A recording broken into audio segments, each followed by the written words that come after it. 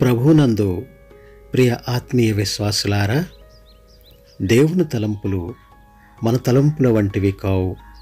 ఆయన మార్గాలు మన మార్గాల వంటివి కావు. భౌతిక, ఆధ్యాత్మిక ప్రపంచాలు రెంటిలోనూ ఒత్తిడి ఎక్కువైన కొద్దీ శక్తి అధికమవుతుంది అన్న సూత్రం వాస్తవమే. పరిస్థితులు మనల్ని చావుకు నడిపించినప్పటికీ ఏదో విపత్తు కలిగినట్టు బాధపడనవసరం లేదు. దేవునిపై నమ్మకం పెట్టుకుని ఓపికతో కనిపెడితే తన అఖండ శక్తిని ప్రదర్శించే అవకాశాన్ని ఆయనకు అందించిన వారమవుతాము. ఆయన చేసిన ఆశ్చర్యకార్యములను జ్ఞాపకం చేసుకునుడి. ఎడారిలో సెలయేర్లు అనే ఈ ఆధ్యాత్మిక పఠనము మీ ఆధ్యాత్మిక జీవితాలను మరింత బలపరిచే దిశగా నడిపిస్తుందని దేవుని నామములో ప్రార్థిస్తున్నాను.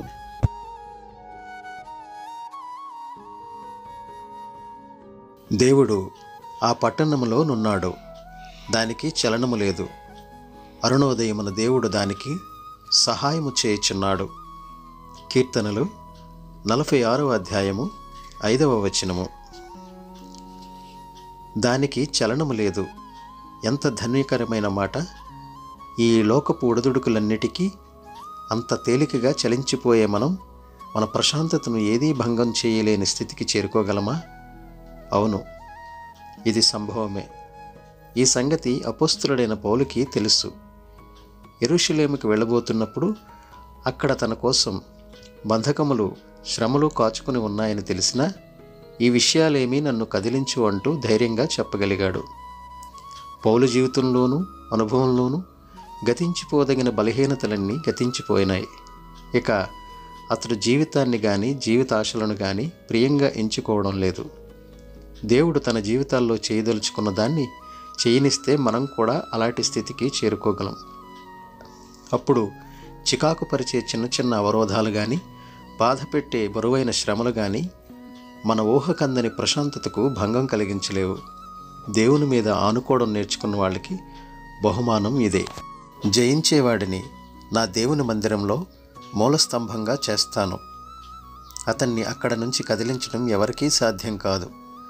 దేవుని గుడిలో స్తంభంలా అచంచలంగా ఉండగలిగే ధన్యతను అందుకోవడం కోసం మనల్ని అక్కడికి తీసుకొచ్చేటప్పుడు కలిగే కుదుపులను భరించగలగాలి.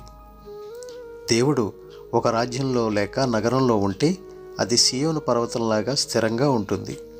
అలాగే ఆయన ఒక హృదయంలో ఉంటే దానికి ఇరువైపుల నుంచి ఆపదలు చుట్టుముట్టి సముద్రపు హోరులాగా ఘోషపెట్టినప్పటికీ ఆ హృదయంలో మాత్రం గొప్ప ప్రశాంతత నెలకొని ఉంటుంది. అలాంటి ప్రశాంతతను ప్రపంచంలోని ఏ శక్తి ఇవ్వలేదు, ఏ శక్తి లాగేసుకోలేదు. ప్రతి చిన్న ప్రమాదపు గాలి వీచినప్పుడు మనుషుల హృదయాలు ఆకులా వణికిపోతాయెందుకు? దేవుడు ఉండవలసిన వాళ్ళ హృదయాల్లో లోకం ఉన్నందువలనే కదా. దాన్ని తొలగించి దాని స్థానంలో దేవుణ్ణి ప్రతిష్ఠించడమే కదా కావలసింది.